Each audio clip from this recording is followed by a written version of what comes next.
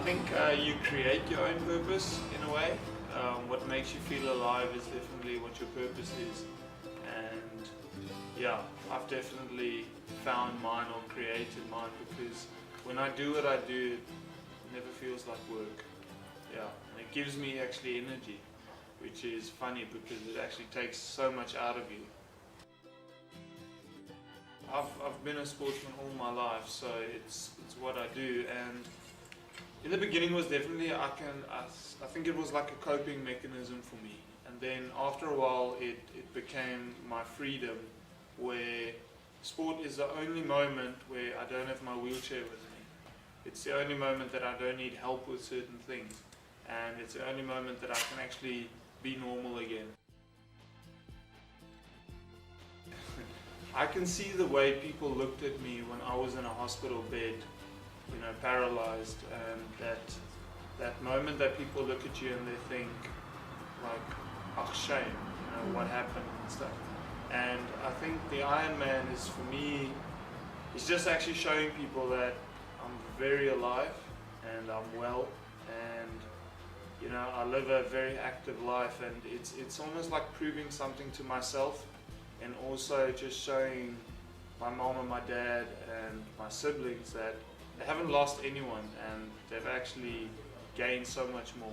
And there's so many things that I still want to do, before I, die one day. So having experienced that, almost died in a car accident, it makes you actually realize that your life is so fragile and can be taken away from you at any moment. So that definitely motivates me to do everything that I want to do in the time that I have left.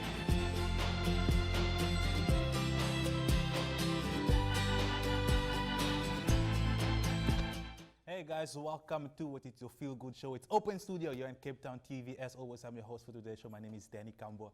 Guys, I've got an amazing and inspiring young man with me in studio today. Goes by the name of Alwyn Uys. All right, he is a former rugby player who is now a para triathlete. All right, so he's here to speak to us a little bit more about his journey, what you've went through and where you are currently, in life, being the inspirational young man that you are. So, firstly, welcome to the show, Alwyn. Thank you. Now it's great to have you. For those that's watching at home right now that can see you in a wheelchair and want to know what happened, can you just tell us a little bit more about yourself, a little bit about your background? Yeah, so I grew up in a small little town. I'm the typical small town boy, having big dreams. Yeah. I am a good rugby player, and after school I pursued a career in rugby. After studies at Stellenbosch University, unfortunately I had a car accident, which left me paralyzed. And it's just taking my eyes for 1 second off the road, not paying attention, and losing control of my car, falling out and breaking my back.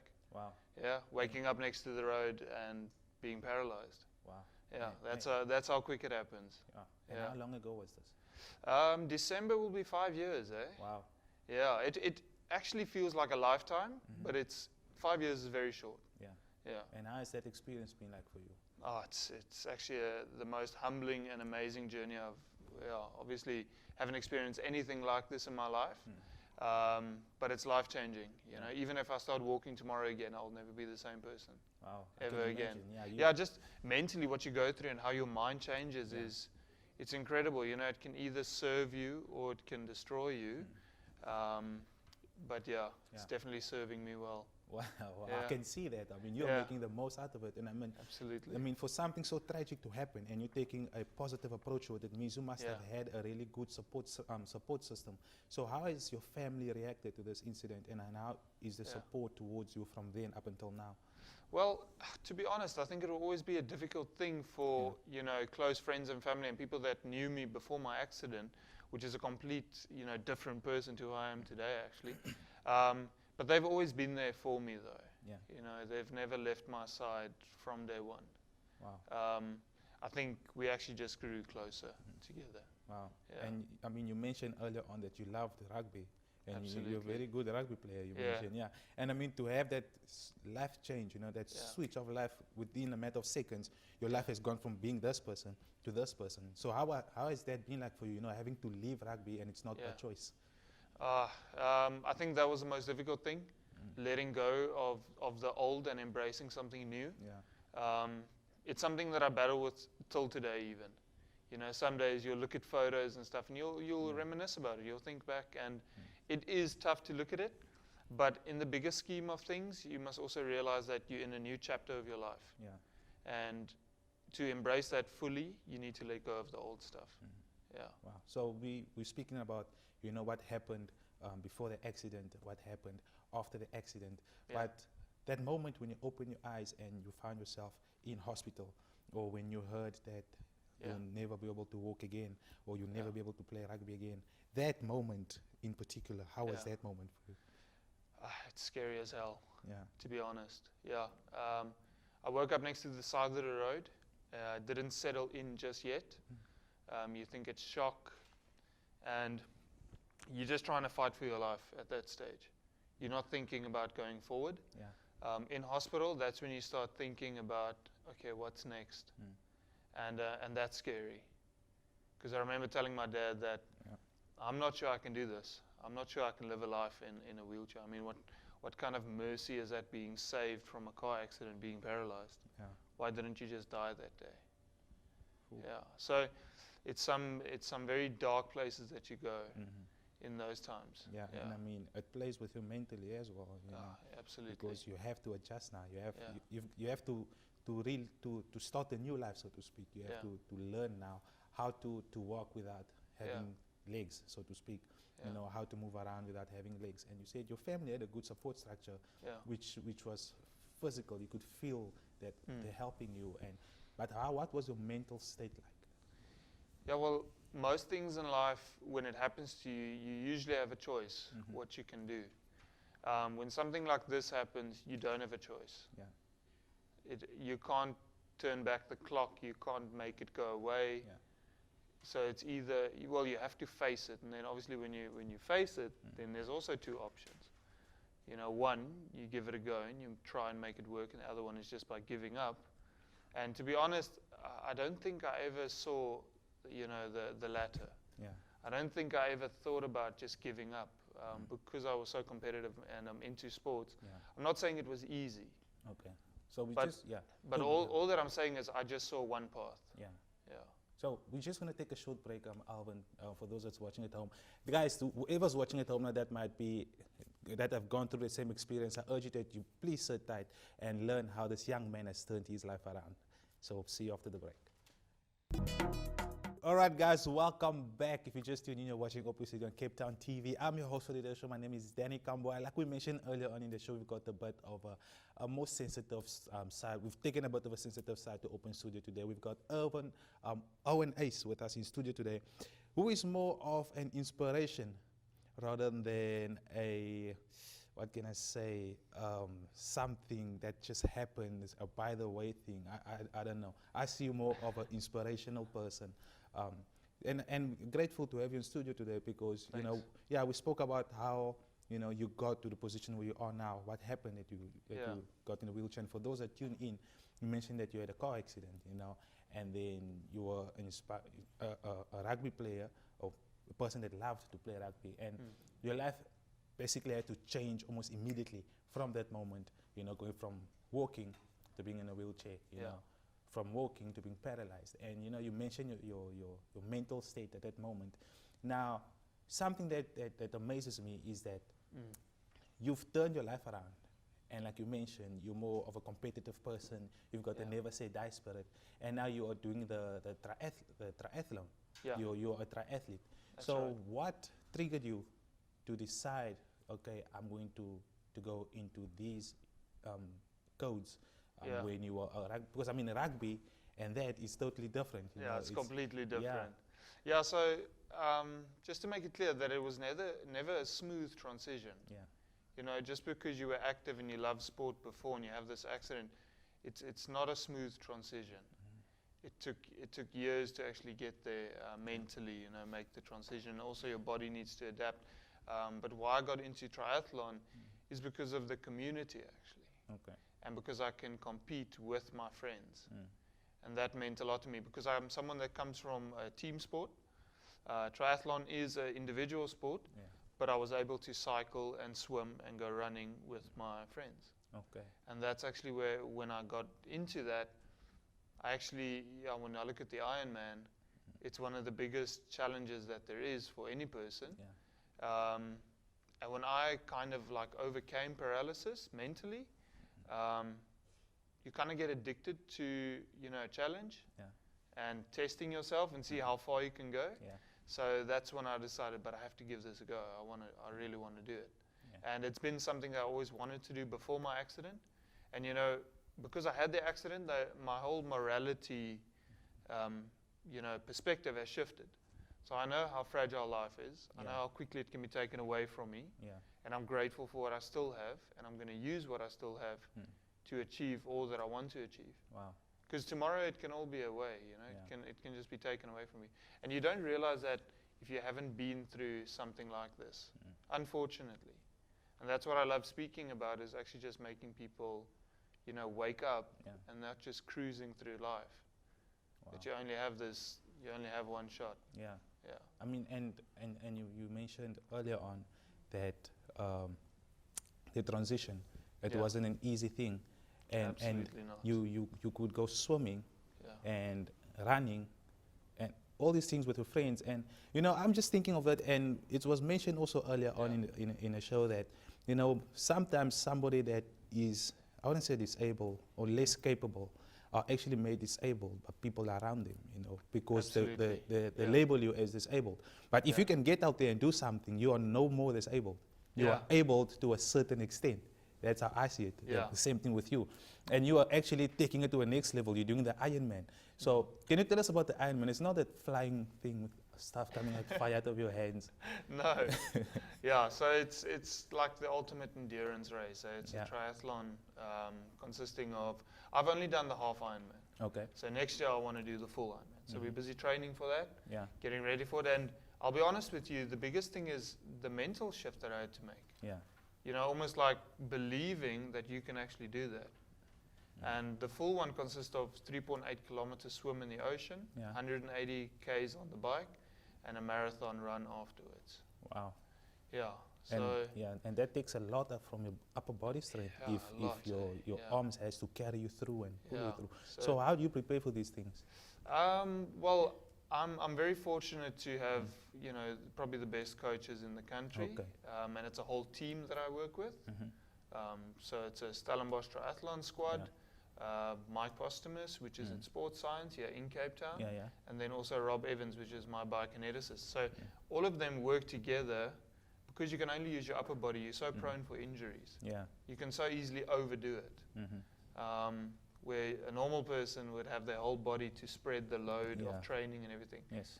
I have to hit the same muscles every day. So it's very important just to approach it very professionally in terms of your training load, nutrition, rest, all that kind of stuff. So how's your recovery like after a heavy workout, so to speak? Well, I've always been passionate about sport and stuff, and with that goes nutrition. Yes. So I love making healthy food for myself and getting the necessary rest in, and just living like a healthy lifestyle. And I think I enjoy that side of everything. Okay. So much. Yeah. Wow. So you mentioned the triathlete. Okay. Yeah. The three different codes that you do. Yes. And you are doing them competitively and professionally currently. Well, the Ironman in our country, no. Because I'll be the only person that does that for that race. Okay. So you're just competing against yourself. Okay. But internationally, yes, there is a very big field that does it, a very competitive field as well. Wow. And would you be interested? Would you? Definitely, I would love to. Yeah. But we're working towards that. To be honest, I'm not there yet. But Paralympics is definitely on the table. Yeah. Yeah. So if we look at the triathlete, so like we mentioned earlier on, these are very strenuous sports. Yes, they are. And we watched your video earlier on, the kind of training that you do, the kind of workouts that you have to do so that you can last, so to speak, a duration of time. So how has that been like for you, that process of preparing for a certain event or code?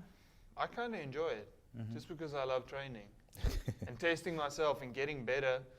And to put it into perspective, when I had my injury and I was in rehab, I couldn't even sit up straight on a bed because I had no core muscles. So you can't even keep yourself up. Yeah. So you can imagine going from that, building your body up mentally, physically, and getting to the point where you can actually do an Ironman is extremely fulfilling. Wow. You know, it gives you purpose Yeah. for what happened and your life. Oh. And also influencing others, taking them with on the journey is extremely fulfilling. Wow. Yeah. This is quite an inspiration, you know. Yeah. And for those that's watching at home that might be going through the same thing, could not be exactly as Alwyn here, but it could be an arm, could be whatever. But you also have a story to tell, and I urge you guys to stay tuned, because after the break we're going to continue a conversation that you might just relate to, so do not go anywhere. All right, guys, welcome back. We continue with our conversation here with Alwyn Uys, who is a former rugby player and now para-athlete.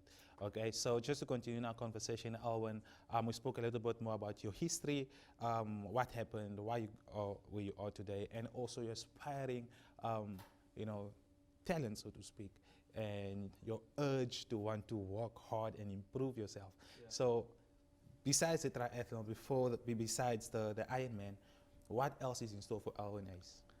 Yeah, well, going forward, I kind of like the crazy stuff, like Yeah. the adventurous stuff. Mm-hmm. So yeah, thinking of doing the Robben Island swim. Okay, Yeah, which Wow. is from Robben Island to Blouberg. that's quite far.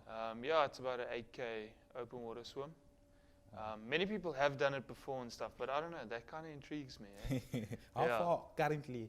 How far can you go in swimming? We swim about 2 to 3 Ks a day. That's almost triple there. Yeah, it is. Wow. And you said But you're I'll up for but it. I'll only have to do that, so that's fine. I don't have to cycle or run afterwards. Okay. Yeah. All right. So you have enough time to recover. Yeah, Yeah. definitely. Yeah. Okay. So besides that, is there anything else that you got your mindset to? So yeah, in my mind at the moment, Robben Island swim, full Ironman, and then obviously world champs for Ironman. Oh, well, not Ironman, for the short course of triathlon. Yeah, All right. So I see also you do these videos, inspirational videos that's right. that you yeah. send out to people. Yeah. Tell us about that. Yeah, well, I think it just started for the love of creating stuff, you know, content, and I have a keen interest for the whole creative process Yeah. because I have a big creative side to me, and it's just incorporating that with my passion of sport, and I just want to change people's lives, to Okay. be honest. And incorporating all of that, it gave me a big passion for creating YouTube videos, podcast channel, Yeah. audiobooks, that kind of stuff. Wow. Yeah. And when I watched your video, it was very, very powerful and very inspirational, especially Yeah. the ones where you were at the gym. Yeah. Yeah, I saw those ones when you were pumping those arms. Yeah. And I was thinking, oh, this guy's a boxer. but then when I went into it and I saw how much that you actually have to do Yeah. just so that you can keep your upper body into shape so that Yeah. you are able to do all these other things that you do. Yeah. And it's, you know, it's amazing. We take that for granted, you know. Like Yeah. we really, really take that for Well, granted. I used to too, so don't feel bad. Yeah, no. Yeah. I mean, you are here now, so Yeah. we can learn from this and see. Yeah. But there are those that's watching at home currently that might be going through the same thing, you know, but they are hidden, you know, they don't want to come Yeah. out. They don't get the support that you Yeah. maybe had, you know. So what can you say? What message do you have for them? Yeah, so for me it was, I realized that only I can actually, you know, make my situation better, Yeah. unfortunately. And it is a very hard thing. Life is hard. It is. And we don't get dealt, you know, fair cards in life. Yeah. I kept on asking myself, why did this happen to me? But you must also realize that you must ask the question, why not you? Yeah. Because I think a lot of people just place themselves on a pedestal and they don't take ownership of their own lives. Yeah. And that's a sad thing because no one's going to make your life better for you. Your parents and your friends and family can help you, Yeah. but they can't carry the burden of your, you know, challenges. Yes. And we all have challenges. You know, someone might be missing an arm or just have a headache, but we all have challenges in Yeah. life. We all have them. Yeah, and it's Yeah. it matters how you can pick yourself up Yeah. and, you know, move forward and move Yeah. on. So yeah, and I mean we know of so many people that are in this disabled homes, you know, and so many people with talents but refuse to come out because based on Yeah. past experiences, Yeah. probably don't get the support from the family and friends. So what do you think can be done from society as a whole Yeah. in order to help these individuals? Well, For me, it was also, you know, when I was in hospital and the beginning stages, even till today, people would look at me and, you know, they would almost like pity you. Yeah. And I think most people in my situation, you know, and I'm only speaking from my own experience, is that you just want to be treated normally. Yeah. Because remember, I had both of best worlds. So being able-bodied and being disabled. So it's the way people treat you and look at you and stuff. But most people have, you know, sincere, you know, intentions. Yeah. But you actually just want to be treated normally. Normally. Yeah. So has there ever, or in any point, the thought of depression come through your mind Absolutely. or come across your mind? Yeah, And absolutely. how did you handle that? The first few years was very hard. Yeah. Because you look at your current situation and you think, this is going to be my life. Yeah. So it's very difficult to switch your focus to not the current or the past, but just focus on the future. Yeah. You know, that there is a better future waiting for you. Wow. Yeah. That's tough, you know. Just thinking It about is. it, like we really Yeah. take things for granted, you know. Yeah. We refuse to do things, but we are able to do it. Where you see those that are not really capable of doing it, they are trying the best to do it. Yeah. So I'm just thinking, as a young man growing up, you know, and then this happens to you. What happened to your job? You know, I mean, I know you said you just studied. Yeah. Yeah, but did that thought come across your mind like, I need to get a job? Will anybody employ me? You know, there's those that sitting there at home maybe do not have a talent, but need a way to support themselves financially. Yeah. You know, how has that been like for you? Yeah, it's difficult. Look, my job was very physical. At the time, a lot of traveling and stuff, and it shifted completely. I had to go work in an office. You know, up until recently, I don't do that anymore. I just do sport, motivational speaking, writing, and that kind of stuff. But it was tough. It is tough. And also, as you say, you know, you're sitting at home and now you must go back into the workforce, back into public. It's not easy, but I think we're very fortunate to live in a digital age. Yeah. And you don't always have to go, you know, with all other people in the office. Yeah. But I believe if you have a sound mind, you'll be okay. You'll be okay. Yeah, Yeah. that's a good You one, can yeah. still work then. You can still look after yourself. Yeah.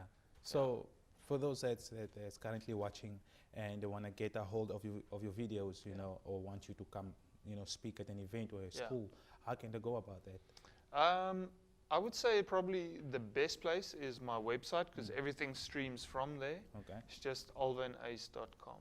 Okay. So the website is no cell phone number or social media platforms? You can go on Instagram, Alwyn Uys, YouTube, Alwyn Uys. There's a podcast, what we do, the Unbroken podcast, iTunes or Apple Music, Spotify. Just search Alwyn Uys. So you're all over? All over, yeah. That's we try and you know accommodate everyone because not everyone is on YouTube. Not everyone, well, most people on Instagram, but not everyone is there. Yeah. So yeah, we try and do all the platforms possible. Wow. Yeah. But now, unfortunately, Alwyn, we have come to the end of the show, you know, but I thank you so much for coming through and chatting to us today. And I thank you viewers that's sitting at home right now watching us for, you know, staying tuned and learning a thing or two from Alwyn here today. So once again, thank you so much for coming through and thank you guys for staying tuned from Cape Town TV and Open Studio crew. I say goodbye guys, till next time. Bye-bye.